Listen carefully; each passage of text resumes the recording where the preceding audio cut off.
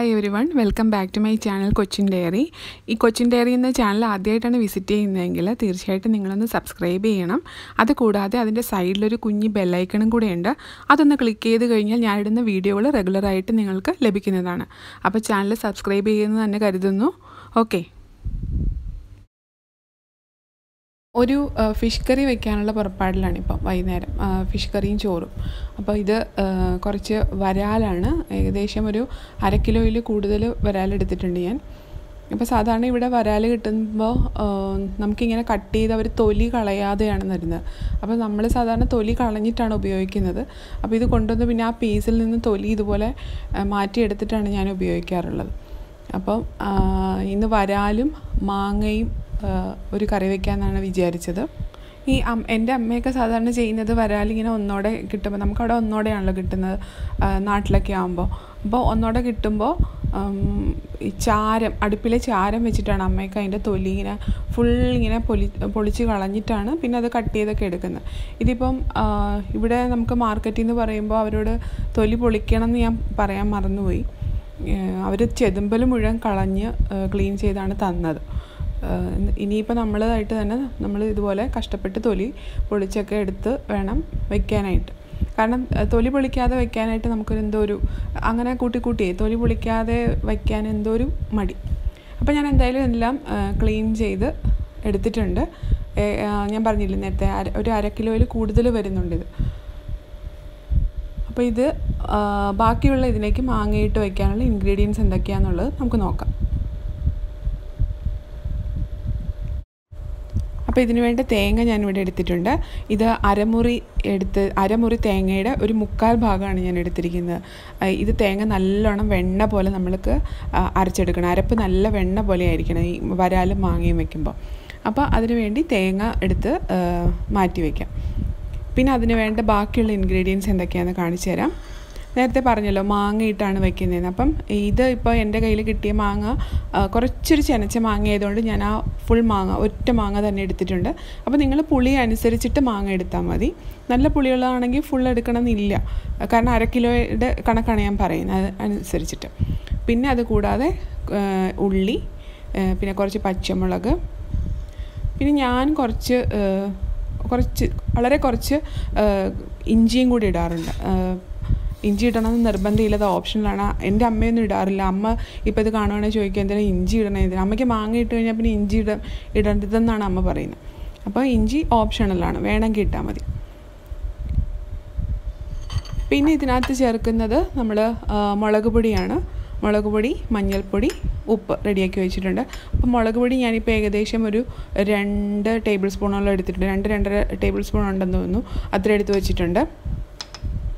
പിന്നെ മഞ്ഞൾപ്പൊടി ഒരു 1/4 ടീസ്പൂണോളം എടുത്തിട്ടുണ്ട്.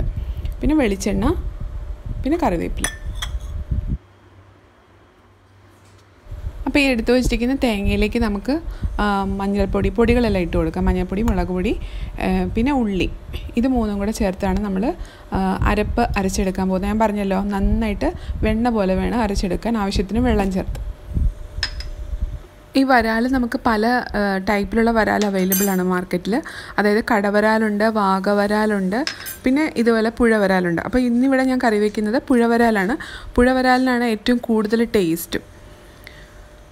അപ്പം അരപ്പിന് വേണ്ട ഇൻഗ്രീഡിയൻസ് എല്ലാം ഞാൻ മിക്സിയുടെ ജാറിലെടുത്തിട്ടുണ്ട്, നന്നായിട്ട് അരച്ചെടുത്തിട്ടുണ്ട്. ഇനിയിപ്പോൾ ഇത് നമുക്ക് ചട്ടിയിലേക്ക് മാറ്റി ആവശ്യത്തിന് വേണ്ട മാങ്ങയും പച്ചമുളകും ഒക്കെ കൂടെ മിക്സ് ചെയ്ത് നമുക്ക് സ്റ്റൗവിൽ വയ്ക്കാം. അപ്പം എപ്പോഴും ചട്ടിയിൽ തന്നെ മീൻകറി പാചകം ചെയ്യുന്നതാണ് ഏറ്റവും ഉചിതം. അപ്പോൾ എവിടെ പോയാലും മീൻകറി കഴിക്കുന്നവരാണെങ്കിലും മീൻകറി വയ്ക്കാൻ താല്പര്യമുള്ളവരാണെങ്കിലും ഒരു ചട്ടി കൂടെ കരുതുന്നത് നല്ലതാണ്. കാരണം ചട്ടിയിൽ വയ്ക്കുന്ന മീൻകറിക്കാണ് അതിൻ്റേതായിട്ടുള്ളൊരു ടേസ്റ്റ് വരുള്ളൂ. അപ്പോൾ നമ്മൾ ആവശ്യം വേണ്ട വെള്ളം ഒഴിച്ച് അരപ്പ് ഞാൻ കലക്കി വെച്ചിട്ടുണ്ട്. ഇനി ഇതിലേക്ക് മാങ്ങയും പച്ചമുളക് ഇട്ട് കൊടുക്കുന്നു.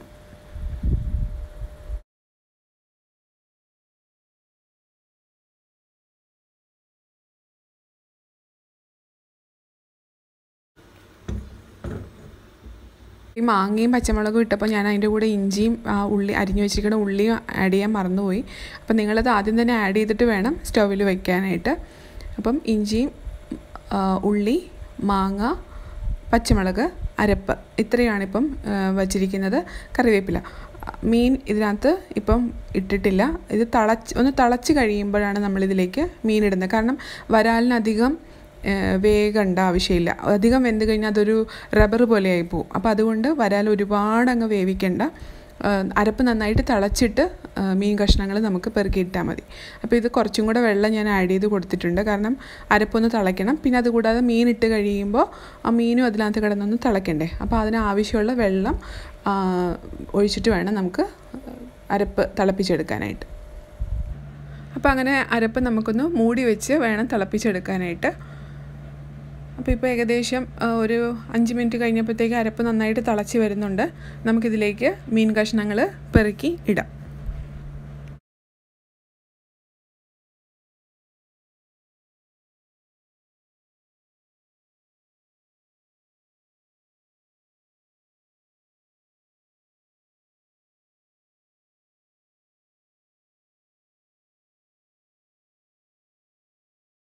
അപ്പോൾ എല്ലാ മീൻ കഷ്ണങ്ങളും ഞാൻ അരപ്പിലേക്ക് ഇട്ടു. ഇനിയിപ്പോൾ ഇതൊന്ന് ചുറ്റിച്ചു കൊടുക്കുക എന്നുള്ളതാണ്. അപ്പം നമ്മൾ തവിയിട്ടല്ല ചുറ്റിക്കേണ്ടത്. ശരിക്കും ഇതുപോലൊരു ടവലോ അല്ലെങ്കിൽ ഒരു കൈക്കലോ പിടിച്ചിട്ട് നമ്മളിതുപോലെ ചട്ടി ഒന്ന് ചുറ്റിച്ചു കൊടുക്കുകയാണ് ചെയ്യുന്നത്. എണ്ണ ഒഴിച്ചതിന് ശേഷവും നമ്മൾ വെന്ത് കഴിഞ്ഞിട്ട് എണ്ണ ഒഴിക്കുമല്ലോ. അപ്പോൾ എണ്ണ ഒഴിച്ചതിന് ശേഷവും ഈ മെത്തേഡ് തന്നെയാണ് ഫോളോ ചെയ്യേണ്ടത്. ഓക്കെ. കാരണം എന്താണെന്ന് വെച്ച് കഴിഞ്ഞാൽ നമ്മൾ തവി ഇട്ട് കഴിയുമ്പോൾ ഈ മീൻ കഷ്ണങ്ങൾ ഉടയാൻ സാധ്യതയുണ്ട്. അപ്പോൾ അതുകൊണ്ട് കഴിയുന്നതും തവി അവോയ്ഡ് ചെയ്യണം. ഇതുപോലെ ഒന്ന് ചുറ്റിച്ചു കൊടുത്താൽ മതി. അപ്പം നന്നായിട്ട് നമ്മുടെ മീൻ കഷ്ണങ്ങളും അരപ്പും എല്ലാം കൂടെ നന്നായിട്ട് തിളയ്ക്കുന്നുണ്ട്. മാങ്ങയും ഒക്കെ തിളയ്ക്കുന്നുണ്ട്. അപ്പോൾ സിമ്മിലിട്ട് വേണം ഇത് ചെയ്യാനായിട്ട്, തിളപ്പിക്കാനായിട്ട്. കാരണം പെട്ടെന്ന് വെന്തങ്ങ് ഉടഞ്ഞു പോരുത്. ഈ സമയത്ത് നമുക്ക് ആവശ്യം വേണ്ട വെളിച്ചെണ്ണ ഒഴിച്ചു കൊടുക്കാം.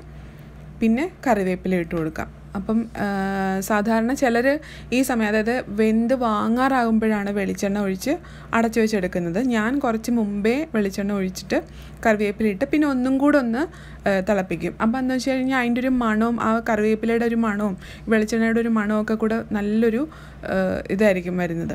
അപ്പം അതുകൊണ്ട് ഞാൻ വീണ്ടും ഒന്നും കൂടെ അടച്ചു വെച്ച് ഒന്ന് തിളപ്പിച്ചെടുക്കും.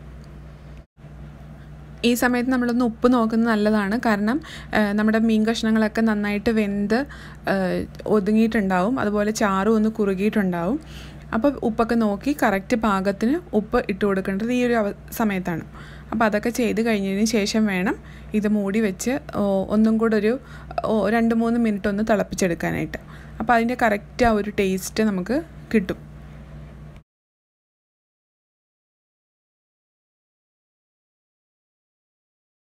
അപ്പോൾ ഇപ്പോൾ നമ്മുടെ വരാലും മാങ്ങയൊക്കെ നന്നായിട്ട് വെന്ത് അതിൻ്റെ എണ്ണയൊക്കെ തെളിഞ്ഞ് ആ ഒരു നല്ലൊരു മണമൊക്കെ ആയിട്ട് റെഡിയായിരിപ്പുണ്ട്. ഇപ്പോൾ നമുക്ക് സ്റ്റൗ ഓഫ് ചെയ്യാം. എന്നിട്ടിത് നമുക്ക് ചോറിന് വിളമ്പാം. ശരിക്കും പറഞ്ഞാൽ ഒരു പാത്രപാകം വരേണ്ട ആവശ്യമുണ്ട്. അതായത് നമ്മൾ പാത്രപാകം എന്ന് പറയുന്നത് മീൻ കറി വെച്ചിട്ട് കുറച്ച് നേരം വെയിറ്റ് ചെയ്ത് കഴിഞ്ഞ് കഴിക്കുമ്പോഴാണ് അതിൻ്റേതായിട്ടുള്ള ആ ടേസ്റ്റ് അതിന് കിട്ടുള്ളൂ എന്ന് പറയുന്നത്. അതിൻ്റെ കഷ്ണങ്ങളിലേക്ക് അതിൻ്റെ പുളിയും എരിവും ഉപ്പും എല്ലാം കൂടെ പിടിച്ച് നല്ലൊരു ടേസ്റ്റ് കിട്ടണമെങ്കിൽ ആ പാത്രപാകം വരണം. അപ്പോൾ ഇതിപ്പോൾ ഞങ്ങളിപ്പോൾ എന്താ പറയുക, രാത്രി ഭക്ഷണം കഴിക്കാറായി, പിള്ളേർക്കൊക്കെ വിശന്നു തുടങ്ങി. അപ്പോൾ നമ്മൾ ചോറിൻ്റെ കൂടെ ഇപ്പോൾ ഫിഷ് കറി കൂട്ടി കഴിക്കാൻ പോവാണ്. അപ്പോൾ ഇന്നത്തെ ഈ മീൻകറി എല്ലാവർക്കും ഇഷ്ടപ്പെട്ടെന്ന് കരുതുന്നു. എല്ലാവരും ഒന്ന് ട്രൈ ചെയ്ത് നോക്കണം. ട്രൈ ചെയ്യാത്തവർ വീഡിയോ ഇഷ്ടപ്പെട്ടെങ്കിൽ തീർച്ചയായിട്ടും ചാനൽ സബ്സ്ക്രൈബ് ചെയ്യുക, ലൈക്ക് ചെയ്യുക, ഷെയർ ചെയ്യുക, കമൻറ്റ് ചെയ്യുക. Okay, take care, bye bye.